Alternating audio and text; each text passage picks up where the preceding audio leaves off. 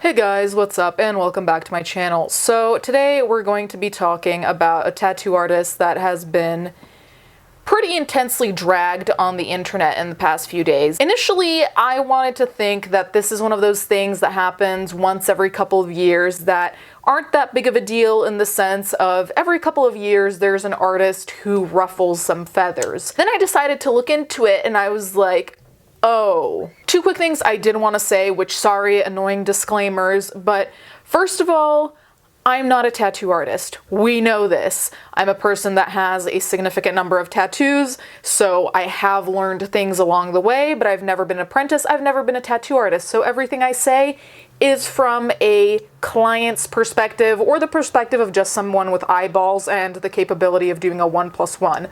Not much further in math, though. Aside from that, we need to differentiate between not liking the style of someone's art, of someone's tattoos, and them not doing things properly. The best comparison I can make, and the easiest, most direct one, is with clothing. There are plenty of times that I go to stores and I see what I deem to be a disgrace to humanity, just the ugliest piece of clothing I've ever seen in my life. But then if I walk up to it, if I touch the fabric, if I look at the stitching, if I look at the detailing, I can see that it's made well. It's just that I don't like it, it's not my style, it's not for me. That doesn't mean it's a piece of trash, it doesn't mean it's low quality. It's the same thing with tattoos. So here, if we don't like the style, let's put that aside for a second. Let's just look at objectively what is there. I'm just gonna show you some of this tattoo artist in question, Ariel de Jesus's tattoos, and we'll go from there. Quick thing, I know it's super annoying, but I do need to remove the sound on the majority of the TikToks because they are copyrighted sounds, but all of the sounds that are removed are on TikToks that either have subtitles if you need them, or otherwise just the video visually is enough.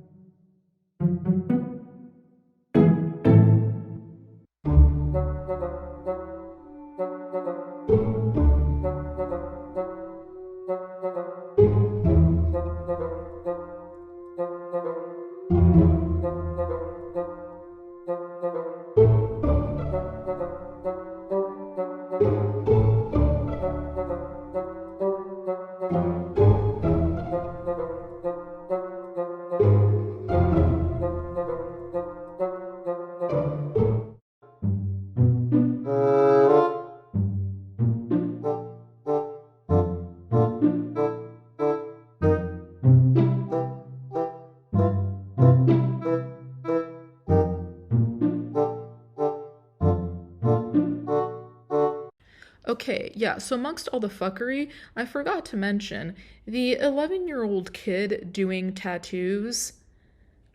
I don't think I really need to explain it to you smart people watching why that is not okay on so many levels, but I will include a TikTok that is supposedly about that. I didn't find too much on this.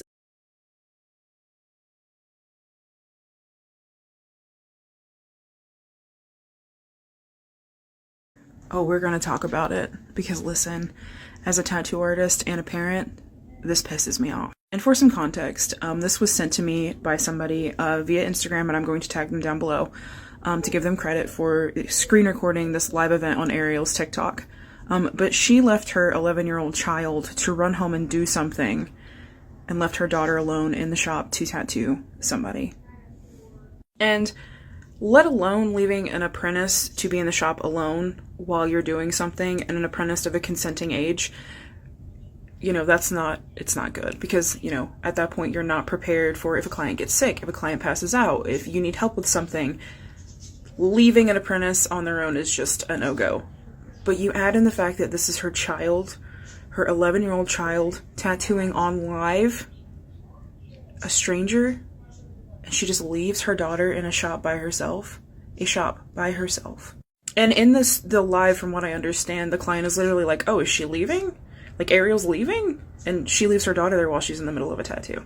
If someone that is on my page right now who is supporting Ariel doesn't see how fucked up the situation is and how fucked up she operates her business, along with how she's letting her 11-year-old tattoo strangers alone, I don't know how much more plainly I can give you the video evidence of this woman doing heinous shit, and you guys can still, you know, support this. This is why I'm not shutting up about it. Because she's leaving video evidence of the things that she's doing, and no one's doing anything to stop it.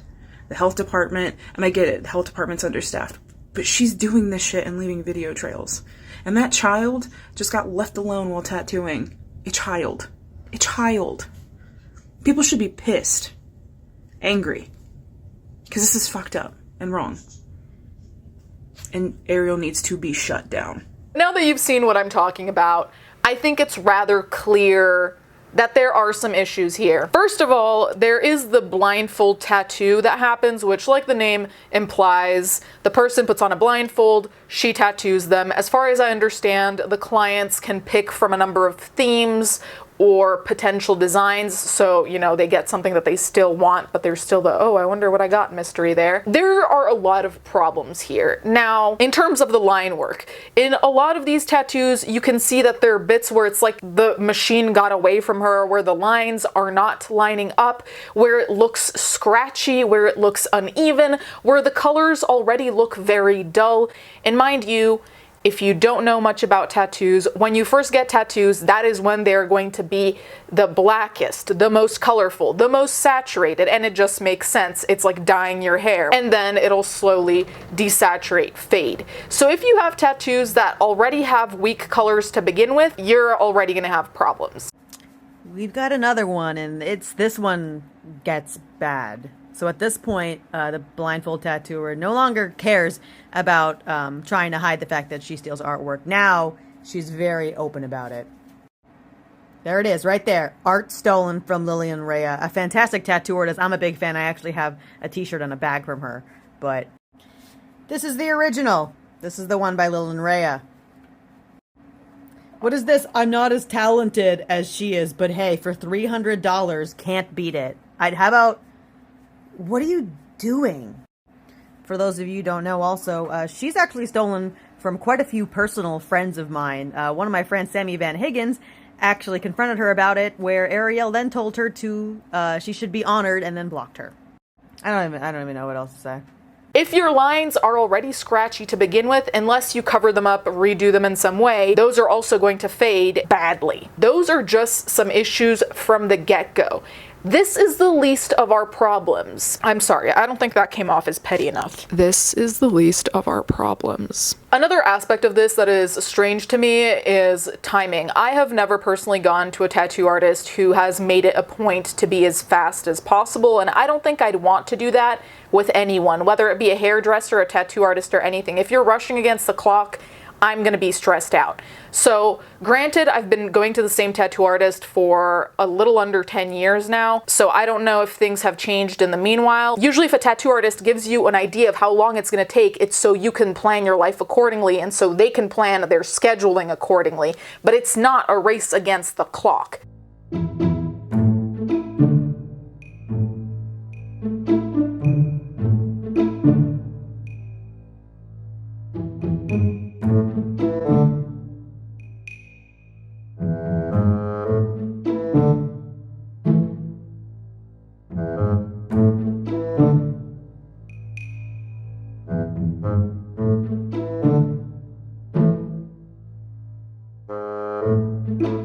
Here, there is a big focus on, it took me 45 minutes, it took me 12 minutes, which in and of itself, a tattoo that takes 12 minutes, I'm pretty sure even the smallest of my tattoos on my fingers took longer than 12 minutes. But it's also stressful because this artist does a lot of freehand work. So already when you have a stencil, I don't want you to rush. But if you're rushing when you don't even have a design and you're freehanding ink directly into my skin and you're going against the clock to do it as quickly as possible, to me that seems irresponsible to say the very least, because it's like any rushed job, except, oh yeah, here you don't have a fucking eraser. That already in and of itself, I think, is also a strange kind of standard. And again, it seems like all these standards are based on having cheap tattoos because she does these $100 tattoos, which is truly not something to be showing off, because like with many things, you can find bargains and you can find deals and you can find people who will do a really good job for a cheap price. At the same time though, a lot of the time you will find that there is a reason that a price is so cheap, and oh yeah, that's maybe because that's all it's worth. If you ask me, $100 is $99 too expensive for the majority of these tattoos. It's like you're trying to flex, oh, I do this really great work for really cheap, but then you're also like, I'm doing it really cheap and really fast, and it's like, okay, so what is the customer really getting here? Like, discounted time and money for something that's going to be on them, not forever, because these are going to fade really quickly, but they're going to have a blob, basically. Okay, so now we get to where things actively start to piss me off, because truly this is the very bare minimum. Hygiene. So when we're talking about tattoos, I think one of the first things anyone looks into, especially if they don't have anyone to recommend a shop, is how clean a shop is. You look at reviews to see if these people are taking the right safety measures, because let us remember, we are talking about needles going into your skin. We are talking about potentially, if it's dirty, blood sharing, contamination, disease. I think my hypochondriacal nature is jumping out here, but truly we're talking about potentially some pretty devastating effects. Like, obviously with a lot of tattoos, infection is possible aside from the artist, you know, depending on how you take care of your own tattoo. Here, just in the getting of the tattoo itself, her touching tattoos with her bare fingers, touching tattoos that she's still in the process of doing or just finished, aka they are bleeding, they are open wounds, with your bare fingers.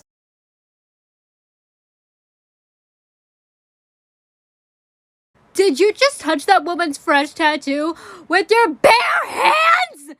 I'm gonna slow that clip down for you and see if y'all catch it. Okay, so let's see. You scoot your seat and touch your butt. No gloves. And then you reach over and touch this woman's tattoo with your bare hands! Of course, I'm sure everybody has been down the rabbit hole of this drama before, but I just saw LAD Bible on Facebook share a video of this woman and, like, her work. What are you doing? Aside from that, and I couldn't find the video for this, but I did see that Twitter bullied her enough so things changed. I'll explain. Basically, apparently for a while, she wasn't wrapping the seat or the armrest, so people were getting tattooed directly in contact with the leather armrest, with the seat, which is... Just imagine how many people sat on that same seat or used that same armrest, and now you have an open wound in direct contact with that seat or armrest. Tell me how comfortable that makes you feel. So we have an issue there too. Apparently, Twitter or TikTok somewhere bullied her enough about it where she started wrapping things, but truly that is one of the most obvious things. And a lot of tattoo artists, from my own experience going with other people who go to different artists, a lot of the times they'll actually wrap it even in front of you so you see that things are hygienic. The same way that when I've gotten piercings, a lot of the times they'll clean and open things right in front of me so I see that they're using a new needle, that they're covering whatever they need to cover. There's a process there that they're showing you so you feel comfortable with them, which I think only makes sense. So amongst all of this, so we talked about the tattoos that are very cheap, like the $100 tattoos. Now, if you don't have any idea of how much tattoos cost, they are by no means cheap. So when you see something that seems too good to be true, like a $100 tattoo, I'd say don't do it. Aside from that, there's also this thing of tattoo for trade, which I had literally never heard of anyone doing this ever, not even from scary stories my friends tell me. So tattooing for trade, anything for trade in a business, I'm already suspicious about, even just tax-wise. I'm like, are they not going to report this as earnings? Are they going to try to write this? Like, what are you trying to do? I don't like the idea of professionalism being removed. Now, this might sound very cold-hearted. I like the idea of a clean transaction. I am giving you X amount of money for you to do this tattoo on me wherever, and that's clean, concise. I tell you what I want, you're telling me what you're gonna do, and you're gonna tell me how much you're gonna charge me, and end of. What's up, you guys? It's Ariel De Jesus, your blindfold tattoo artist, and here's a PSA of all the things that I'm needing right now. So I tattoo for trade, so if any of you have any of these items, can you please email me tattooingforchrist@gmail.com so that we can book an appointment and do a trade.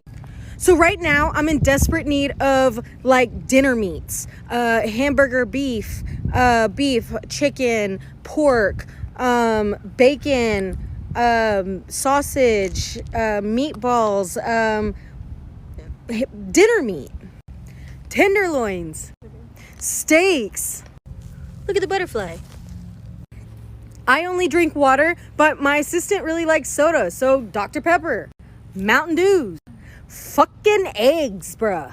Pizzas. I want you to literally buy whatever you would buy your family to cook, and I want you to buy it for us. Get tattooed.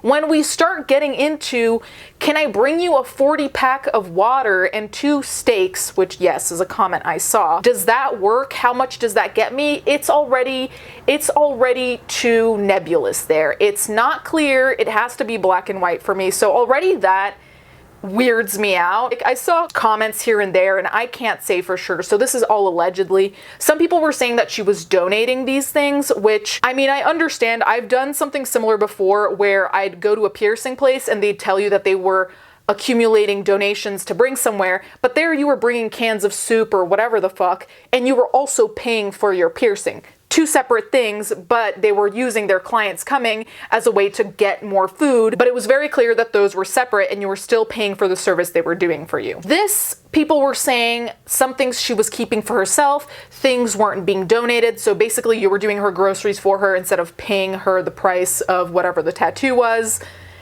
I don't know if that's true or not, but the fact that this is even just a question that we're asking ourselves, to me, demonstrates that there's a big problem in terms of credibility. Aside from that, it gets worse because I saw this. Well, hello there. More on the blindfold tattoo saga. No, it's $100, and she also accepts trades. One of the suggested trades, she said, it was like, with your EBT card, you can buy crab legs and give her crab legs. And you can also ask the store to steam them for her, you know? She doesn't even want to cook them. You have to do the whole job, the whole work, whatever. Let me show you. For those are traits for them too.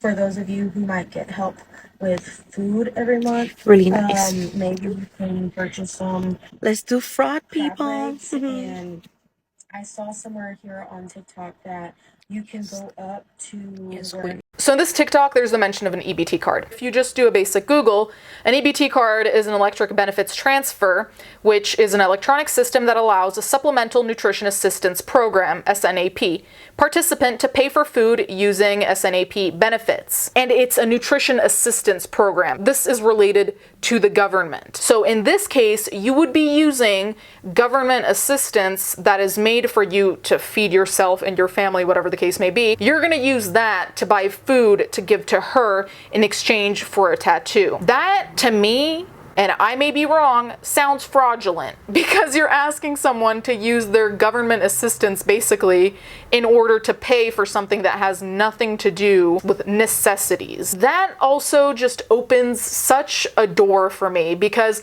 already until now, we've already said the credibility is shot to fucking hell here, let's be real. So the fact that it's not just, I'm going to give you them for a low price, I'm going to give you them potentially with illnesses on the side, but also I'm going to ask you to pay via a government assistance program via buying food, which is the only thing you're technically allowed to do. So since you can't give me money, I'll take the food, which is the only thing you're allowed to buy, and give that to me in exchange for a tattoo. So the last thing I'm going to say on all of this, because I truly feel like I've screamed into the void, which I'm sorry happens to be your ears, person watching this right now. There are a lot of problems here, as we've well established. One main problem is also the fact that she's not addressing any of these fuck-ups of sorts.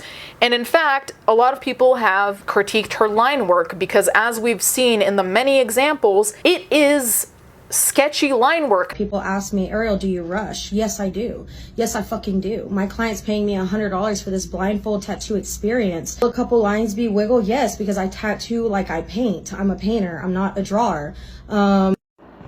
Is that enough evidence to show y'all? She does rush, and some lines do squiggle. Well, that's not our fault. If there's a guy at our shop that paints too, and he tattoos just fucking fine. I don't know whether or not the fame it just got to your fucking head, but this is why we're all here. Like, they trust you from get-go. They don't get to look at the stencil. They don't get to move the stencil to where they want. They have to trust you from there. And you go and fuck up their tattoos on top of that. That's just wrong. So, we either need you to slow down. I'm pretty sure they wouldn't give a fuck if they were there for actually an hour. Your tattoos probably would look better if you just slowed down. Am I surprised? No. But the fact that she uses the excuse that she's a painter, so she's not a drawer, and therefore she's more painterly in her tattoos, I guess, to me is an extra reason of you shouldn't be using zero stencils. Maybe you should be using stencils, and on top of that, being extremely careful since it seems like your natural gift is not the drawing part. So why would you take a gamble on that? That's what I don't get. But to use this as an excuse is insane to me. Also because I don't know how it doesn't make you uncomfortable, at the very least, that you're putting something on someone's body that's staying there forever unless they can get that cover up. That sucks. Anyway, you guys can let me know what you think in the comments down below. I am truly, honestly, most disappointed, first of all, for the hygiene and health aspect of this, because truly that part is really what's going to have long-term consequences beyond a terrible design. We also have to keep in mind that what we're talking about here is not just a design that looks ugly. We're talking about a design that may mean something important to someone, and that being fucked up. So we're talking about the emotional investment as well, because as much as some people might get a tattoo for fun, and that's fine, a lot of people get tattoos with very significant meanings to them. So having that be fucked up, I feel like, is doubly as hurtful than having to have it on your body, having to see it all the time, having to put aside money to get it fixed. These are all really shitty things that, I mean, again, are not by any means the end of the world, but they also shouldn't be minimized to the point where it's like, oh, whatever. And we surely shouldn't be supporting someone who is not just defending these types of business practices, but effectively is being what a lot of people online deem as fraudulent, which I would tend to agree with, but also is just being overall irresponsible. Anyway, enough out of me. Thank you guys so much for watching. Thank you to my patrons as always, and I'll catch you guys next time.